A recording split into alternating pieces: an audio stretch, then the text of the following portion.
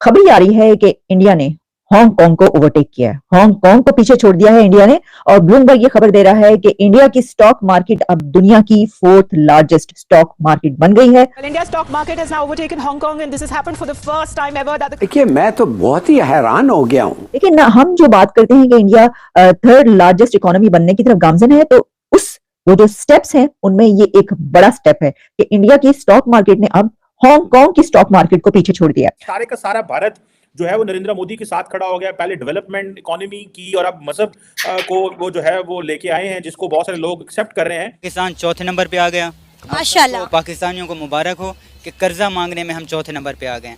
अब हम ऑफिशियली अगर भिखारी कंट्री सर्च करें गूगल पे तो पाकिस्तान ही आएगा, मुझे यही लगता है। अब याद रखिएगा कि हांगकांग की स्टॉक मार्केट एक बड़ी स्टॉक मार्केट कहलाती है, उसको बीट करना कोई इतना आसान काम नहीं है कि आप ये कहें कि ये एक बड़ी खबर है। और इकोनॉमी पे बात कर रहे हैं तो आप मुझे बताएं ये कैसे हो सकता है। टॉप एजेंसी जापान का नुमारा वो कहते हैं 7 मुल्क रह गए हैं जिसपे currency crisis with in 12 months आएगा, और उन 7 में हमारा नाम भी है। जिस तरीके से आपने खुद देखा होगा कि India is rising, no question about it. उनकी फॉरेन पॉलिसी आप देख लें और जिस तरीके से उनकी इकोनॉमी ग्रो कर रही है, आपने देखा होगा बोइंग ने, जिस तरह हमने पिछले सेगमेंट में कहा था, the biggest campus after USA they are building there in Bharat के अंदर। और तो कहा जा रहा है कि दुनिया भर के जो इन्वेस्टर्स हैं वो खिंचे चले जा रहे हैं इंडिया की तरफ और वो वहां पर इन्वेस्टमेंट करना चाहते हैं। पाकिस्तान का डिफॉल्ट होने का सबसे बड़ी वजह यह है कि टेक्नोलॉजी में हम बहुत ज्यादा पीछे हैं।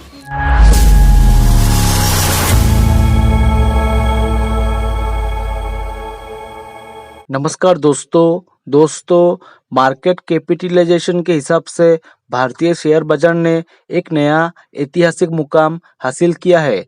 सोमवार को शेयर बाजार बंद होने के बाद घरेलू बाजार में लिस्टेड एक्सचेंजों का combined market cap 4.33 trillion dollar को छू गया। इसके मुकाबले हांगकांग के शेयर बाजार का मार्केट कैप 4.29 ट्रिलियन डॉलर के लेवल पर बना हुआ था। इस तरह भारत दुनिया का चौथा सबसे बड़ा इक्विटी मार्केट बन गया है। आपको बता दें कि अभी अमेरिका दुनिया का सबसे बड़ा स्टॉक मार्केट है, जिसकी वैल्यू 50.86 ट्रिलियन डॉलर है। चीन 8.44 ट्रिलियन डॉलर के साथ दूसरे और जापान 6.36 ट्रिलियन के साथ तीसरे नंबर पर है। ब्लूमबर्ग के डेटा के मुताबिक एक खबर आया है, भारत के शेयर बाजार और इसके निवेशकों के लिए ये बड़ी उपलब्धि मानी जा सकती है और भारत की ग्रोथ स्टोरी पर घरेलू निवेशकों के साथ साथ विदेशी निवेशकों के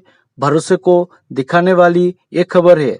भारतीय शेयर बाजार ने 5 दिसंबर 2023 में पहली बार 4 ट्रिलियन डॉलर के मार्केट कैप के ऐतिहासिक शिखर को छू लिया था। इक्विटी मार्केट में रिटेल इन्वेस्टर्स की लगातार बढ़ती भागीदारी के असर से शेयर बाजार का निवेशक दायरा ज्यादा मजबूत हुआ है और स्टॉक मार्केट में एक के बाद एक शानदार रैली देखी जा रही है। ब्लूमबर्ग की रिपोर्ट में ये भी कहा गया है कि विदेशी निवेशकों के लिए पसंदीदा इन्वेस्टमेंट डेस्टिनेशन बनने की दिशा में भारतीय शेयर बाजार ने खुद को चीन के मुकाबले अधिक आकर्षक निवेश विकल्प के तौर पर पेश किया है। भारतीय इकोनॉमी की तेज गति, भारतीय कंपनियों का बढ़ता कारोबार, कंपनियों की आईपीओ रूट से हो रही शानदार लिस्टिंग आदि इसके उदाहरण है, जो दिखाता है कि भारत की विकास यात्रा को लेकर दुनिया के कई देशों के निवेशकों को विश्वास है। आपको बता दें कि चीन मंदी में फंस चुका है। चीन के रियल एस्टेट कंपनियों ने हांगकांग के विदेशी निवेशकों से जमकर लोन ले रखा है। इसका असर हांगकांग पर भी दिखने लगा है। अब हांगकांग को पछाड़कर दुनिया का चौथा सबसे बड़ा स्टॉक मार्केट भारत को बनता देख पाकिस्तानी मीडिया की चीखें निकली। चलिए दोस्तों, इसी पर आगे पाकिस्तानी मीडिया के रिएक्शन देखते हैं। हांगकांग की स्टॉक मार्केट को बीट कर दिया है इंडियन स्टॉक मार्केट ने।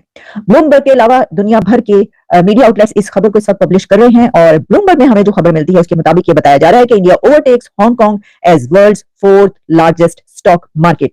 लेकिन हम जो बात करते हैं कि इंडिया 3rd लार्जेस्ट इकोनॉमी बनने की तरफ गामजन है, तो वो जो स्टेप्स हैं उनमें ये एक बड़ा स्टेप है कि इंडिया की स्टॉक मार्केट ने अब हांगकांग की स्टॉक मार्केट को पीछे छोड़ दिया।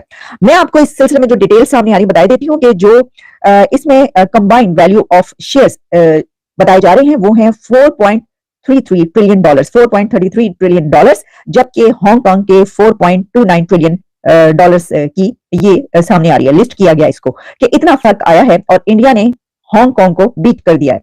अब याद रखिएगा कि हांगकांग की स्टॉक मार्केट एक बड़ी स्टॉक मार्केट कहलाती है, उसको बीट करना कोई इतना आसान काम नहीं है कि आप ये कहें कि ये एक बड़ी खबर है। और जैसे मैंने कहा कि ये वही स्टेप्स हैं कि जो लिए जा रहे हैं, जैसे कि आप जानते हैं कि जब डावोस में वो मीटिंग हुई अभी, तो वहां पर दुनिया भर के इन्वेस्टमेंट्स मौजूद थे। तो कहा जा रहा है कि दुनिया भर के जो इन्वेस्टर्स हैं वो खींचे चले जा रहे हैं इंडिया की तरफ और वो वहां पर इन्वेस्टमेंट करना चाहते हैं और उनको पता है कि ये अब सबसे ज्यादा तेज रफ्तारी से जो इकोनॉमी, जो कि आदादोशुमार है, जो कि दुनिया के फैक्ट्स एंड फिगर्स हमें बताए जाते हैं और जो दुनिया की कंपनीज और बड़े इदारे, फाइनेंशियल इंस्टीट्यूशंस जब उसकी रेटिंग करते हैं तो पता ही चलता है कि सिर्फ दुनिया भर में ऐसे एक क्राइसिस के मौके पर, कि जब कोविड भी था उसके बाद भी बहुत कुछ होता रहा, जंगें चल रही हैं, 2 बड़ी जंगें इस वक्त दुनिया में चल रही हैं, लेकिन फिर भी जिस कंट्री की इकोनॉमी नीचे नहीं जा रही, ऊपर की तरफ जा रही है, वो है इंडिया। तो इस सिचुएशन में अब ये तो होना ही था, ये तो होना ही था, अभी तो इसको बीट किया। आगे देखिए, अच्छा इसमें एक बड़ा अहम एंगल और भी है और वो ये है कि जो हांगकांग की स्टॉक मार्केट है उसमें याद रखिएगा कि जो चाइनीज बड़ी कंपनीज हैं उनकी बहुत ज्यादा इन्वेस्टमेंट है। तो आप इसको इस तरीके से ले सकते हैं और कह सकते हैं और देख सकते हैं कि ये एक तरीके से इंडिया ने चाइना को बीट किया है, क्योंकि हांगकांग की स्टॉक मार्केट की एक बड़ा जो वहां पे चंक है वो चाइनीज कंपनी का होता है और तो वो जो कंपनीज हैं वो बहुत बड़े बड़े कारोबार करने वाले इन्वेस्टर्स उनको कहा जाता है। तो इसका मतलब ये हुआ कि जो चाइना के इन्वेस्टर्स हैं उनको बीट कर दिया है और वो तमाम इन्वेस्टर्स दुनिया के अब इंडिया की तरफ जो है वो खिंचे चले आ रहे हैं, क्योंकि मैं देख रही थी बताया जाता है the world's most populous country अब has positioned itself as an alternative to China, कि दुनिया की जो सबसे ज्यादा आबादी वाला कंट्री है इंडिया, यानी उसने अब अपने आप को पोजीशन कर लिया है कि अपने आप को चाइना के ऑल्टरनेटिव के तौर पर वो पेश कर रहा है। ये मैं आपको बता रही हूँ, तमाम न्यूज जो ब्लूमबर्ग और दूसरे इंटरनेशनल मीडिया आउटलेट्स इसको पब्लिश कर रहे हैं और उसमें ये कहा जा रहा है कि इंडिया जो है वो अट्रैक्ट कर रहा है fresh capital from global investors and company.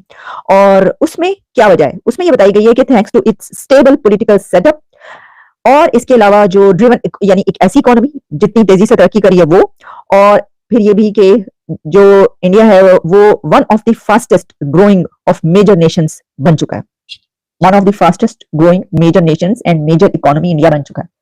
तो अब चाइना को वैसे तो और बहुत सारे महाजों पर हम देख रहे हैं, देखिए ना, अब देखें तो हमने आपको पिछले चंद सालों में ये खबरें दी कि चाइना से कैसे कारोबार उठ उठ के जो है वो इंडिया की तरफ जा रहा है। जैसे कि आपको पता है कि आईफोन से लेकर और काफी ऐसी बड़ी बड़ी कंपनीज जो हैं जो कि चाइना में बड़ा कारोबार है, उनके बड़े कारोबार जो है उसमें से काफी बड़ा हिस्सा निकल के इंडिया की तरफ गया। ये बात अपनी जगह पर कि चाइना में भी बहुत बड़ी बड़ी कंपनीज और जो इन्वेस्टर्स हैं वो मौजूद हैं, आईफोन से लेकर बहुत कुछ, वो जो पूरे तरीके से वहां से उठ के आना उसको भी टाइम लगेगा। लेकिन इसमें ये बड़ी बात है कि जिस तरीके से एक ही कंट्री जो है वो इन्वेस्टर्स अपनी तरफ खींच रहा है और वो कंट्री है इंडिया, और इंडिया जो है वहां पर अब चाइना के इन्वेस्टर्स खींच के जा रहे हैं। जो आईफोन की हम बात कर रहे थे, और देखिए अभी हमने आपको बताया कि बोइंग इंडिया चला गया, बोइंग इंडिया आ रहा है और ये तो दुनिया भर के जो चंद बड़े इदारे हैं, आप समझ सकते हैं, चंद मतलब गिनती पे गिने जा सकते हैं।